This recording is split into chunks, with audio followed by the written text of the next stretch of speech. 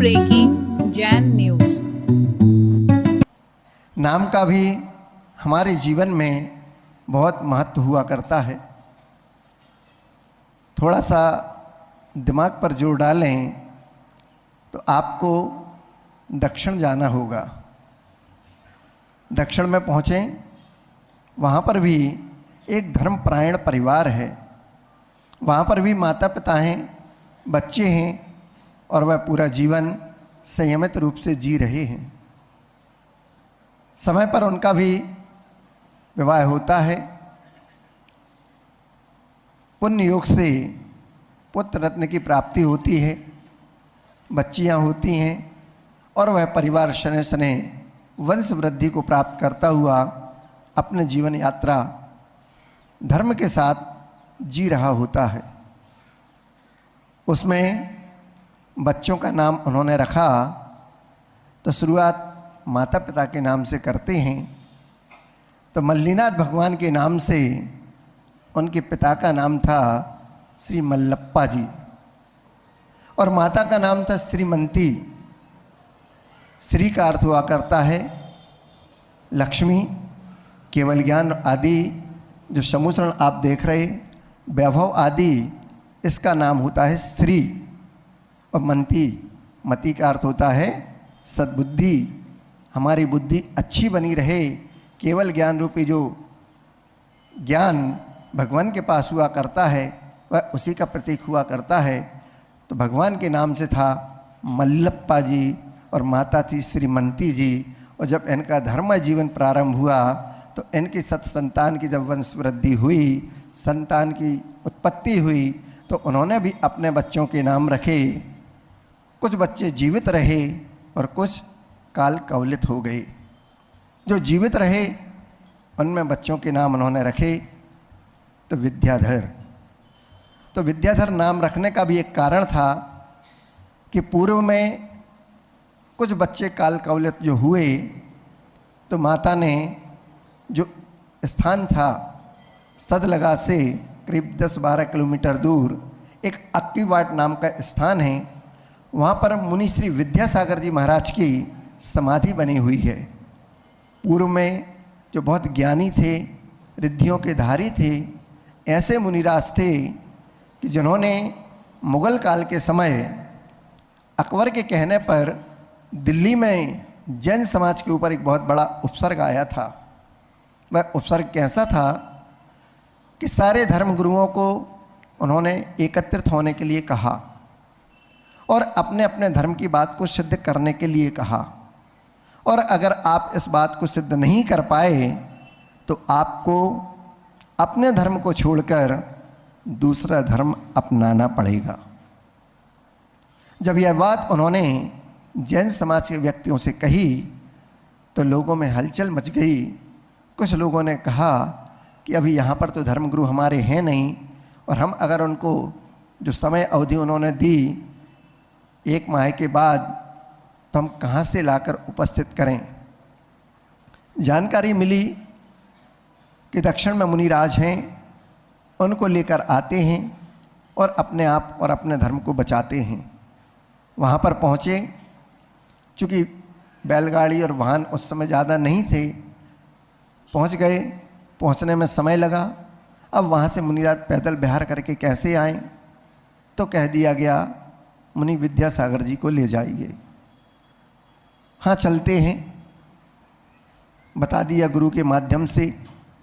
1 दिन निकल गया, आज भी मुनिराज नहीं निकले।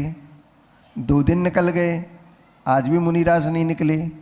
ऐसा करते करते पूरी समय की अवधि वहाँ पर 1 दिन शेष बचा। अब लोगों ने कहा हम भी वापस नहीं लौटेंगे, क्योंकि वापस जाएंगे तो वहाँ पर हमको भी मरना पड़ेगा या फिर धर्म को बदलना पड़ेगा। रात्रि में वहीं पर मुनिराज जहाँ योग ध्यान लगाए, शाम के समय सब वहाँ बैठे, वहीं सो गए। मुनिराज ध्यानस्थ थे। सुबह जब आँख खुली तो लोगों के आश्चर्य का ठिकाना नहीं रहा। सबने देखा कि सोए तो हम कहीं और थे और पहुँच कहाँ गए। देखा तो अपने ही नगर के उद्यान में हम वहाँ पर पहुँच गए। लोगों में बहुत उत्साह बन गया। लोग ढोल बाजे लेकर मुनिराज की अगवानी करने गए। तो राजा ने पूछा कि लोग कहाँ जा रहे हैं? तो बोले उनके धर्मगुरु आए हैं, उनकी अगवानी है, तो उनकी पूजन भक्ति करने समाज जन जा रहे हैं। तो राजा ने भी अपने कुछ सिपाहियों के साथ मुनिराज की भेंट में कुछ जीव का थाल में रखकर और ढाँककर उनकी सेवा में प्रस्तुत करने के लिए भेज दिया। सिपाहियों को तो मालूम था कि थाल में क्या रखा हुआ है। वो पहुँचे मुनिराज के पास और कहा, राजा जी ने आपकी सेवा में ये भेंट भेजी है। और हंस दिए कि जैसे ही कपड़े को हटाएंगे और वह निरामिष वस्तु आप देखेंगे तो आपको समझ में आ जाएगा कि यह देश कौन सा है।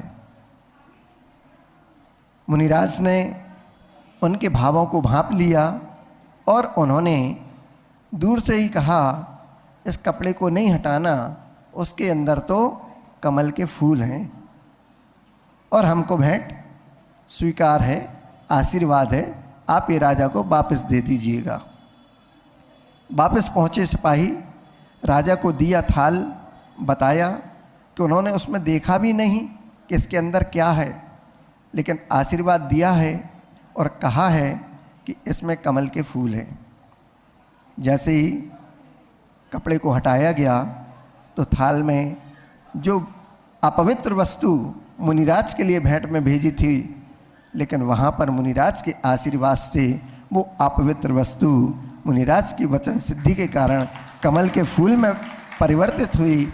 तो राजा को समझ में आ गया कि जैन धर्म में अहिंसा धर्म सबसे प्रधान है। तब जाकर लाल मंदिर की भी सुरक्षा हुई और जैनों की जय जयकार हुई। ऐसे मुनि विद्यासागर जी के नाम पर जब माता श्रीमंती और मल्लप्पा जी को संतान की प्राप्ति हुई तो उन्होंने उसका नाम विद्याधर रखा। उन मुनि विद्यासागर जी की स्मृति में, क्योंकि वहाँ से हमको संतान की प्राप्ति है और वो संतान जीवित रह गई। उसके पूर्व कुछ संतान हुई थी लेकिन वो काल कवलित हो गई। तो माता ने हर चतुर्दशी को वहाँ पर समाधि स्थल में जाकर विधान करने का संकल्प लिया था। ये उसी विधान का फल है कि आज हमारे ब्रह्मचारी विद्याधर की नामकरण उन्हीं मुनि विद्यासागर जी के नाम पर हुआ था। उसके बाद अनंतनाथ, शांतिनाथ भी उन्होंने अपने बच्चों के नाम रखे। ज्येष्ठ श्रेष्ठ निर्यापक श्रमण हुए। बाद में आचार्य भगवंत गुरुदेव श्री समय सागर जी महाराज के नाम से ख्याति प्राप्त हम सबके बीच में उस पद पर प्रतिष्ठित हुए। विद्याधर जी भी संत श्रोमणी आचार्य भगवंत गुरुदेव के संरक्षण में हम सब ने भी अपना जीवन जिया है। 55-60 वर्षों तक उनकी हम उस दिव्य देह का दर्शन करते रहे और अपने आप को धन्य करते रहे।